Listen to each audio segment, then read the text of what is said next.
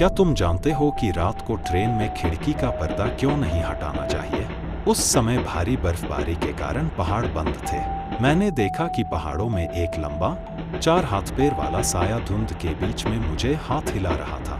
मेरे पापा का चेहरा बदल गया। उन्होंने खिड़की तेजी से बंद कर दी और कांपते हुए मेरी मम्मी से बोले, मैं वापस आ गया हूँ। वो चीज आखिर क्या थी? मेरे माता पिता इतने डरे हुए क्यों थे? जो गांव का आदमी डोंगजी मर चुका था, वो हमारे साथ उसी ट्रेन में कैसे था? सब कुछ अजीब होता जा रहा था। मम्मी पापा थोड़ी देर चुप रहे, फिर सामान्य हो गए। पापा ने भौहें चढ़ाते हुए कहा, शायद तुम्हें याद गलत है। डोंगजी कब मरा था? मैंने सिर खुजाया, खुद भी थोड़ा भ्रमित हो गया। क्या मैंने वाकई गलत याद किया? मरे हुए इंसान कैसे वापस आ सकते हैं? मेरे मम्मी पापा ने मुझे अनदेखा किया और चुपचाप ट्रेन के बाहर देखने लगे। अब रात का समय था, चारों तरफ अंधेरा और घना कोहरा था। ऐसे में बाहर निकलना नासमझी है, लेकिन फिर भी लोग बाहर जा रहे थे। पापा ने गंभीर चेहरा बना लिया। गड़बड़ हो गई। डिब्बे में कुछ लोग उस चीज के प्रभाव में आ गए हैं। मम्मी ने चिंता से उन लोगों को देखा जो बाहर निकल रहे थे। अगर सब चले गए तो हम तीनों इसका आसान निशाना बन जाएंगे। मम्मी बोली, चलो हम भी बाहर चलते हैं। अब सोचने का समय नहीं था। पापा थोड़ी देर चुप रहे और बोले, ठीक है। अरे, सूटकेस से कपड़े निकालो, हमें बदलने होंगे ताकि हमारी गंध छुप जाए। हम इस डिब्बे में बहुत देर तक रहे। लोगों ने हमारी गंध महसूस की होगी। अब गंध बदलने से शायद वो प्राणी हमें पहचान न सके। फिर हम बाहर निकले। अब तक लगभग सभी लोग बाहर निकल चुके थे। अंधेरे और धुंध में रोशनी बहुत दूर तक नहीं जा पा रही थी। तभी डोंगजी हमारे पास आया। ली भाई, ली भाभी, चलिए हम साथ चलते हैं, मुझे डर लग रहा है। पापा थोड़ी देर चुप रहे, फिर बोले, अपने कपड़े बदलो। डोंगजी को समझ नहीं आया, लेकिन उसने मान लिया। फिर पापा ने उस पर भी फ्रेशनर छिड़क दिया।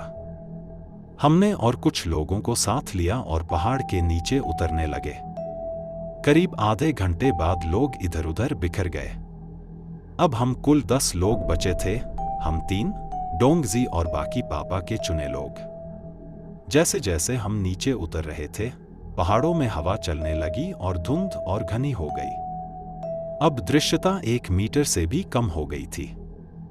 पापा ने सबको आवाज दी, हर थोड़ी देर में गिनती करना। सबने हामी भरी। गिनती शुरू हुई। 1, 2, 3, 10।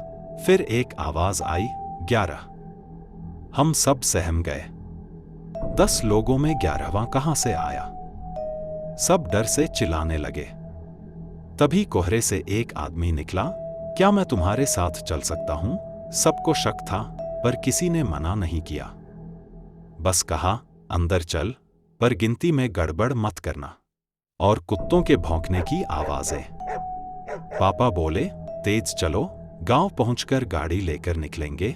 गांव पहुंचते ही लोग इधर उधर भाग गए। हम एक घर के सामने पहुंचे जहां लाइट जल रही थी। दरवाजा खटखटाया। एक 20 से 22 साल का लड़का निकला।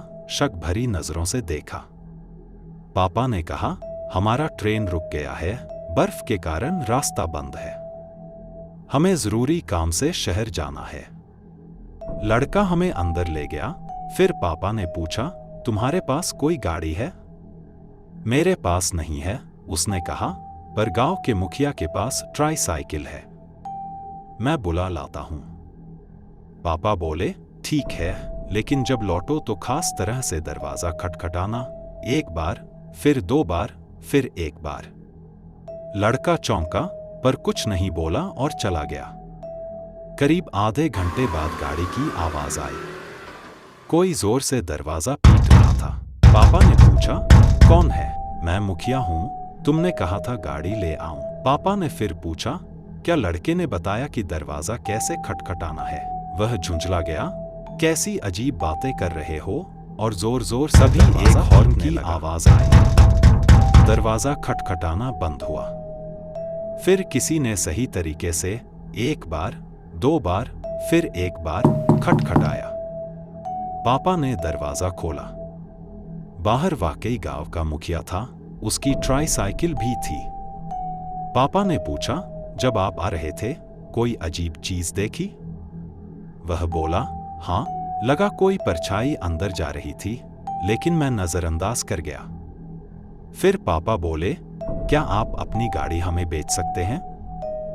मुखिया ने कहा, मैं खुद छोड़ देता हूं, बेच नहीं सकता। हम ट्राईसाइकिल पर निकल पड़े। थोड़ी दूर चलने के बाद मुखिया ने अचानक ब्रेक मारा, मुड़ा और अजीब से हंसते हुए पूछा, तुमने कभी सोचा कि जिस लड़के को तुमने भेजा वो मेरे साथ क्यों नहीं आया? हम सब सन्न रह गए। क्या एक संभावना ये नहीं है, उसने कहा, कि मैं असली मुखिया नहीं हूं?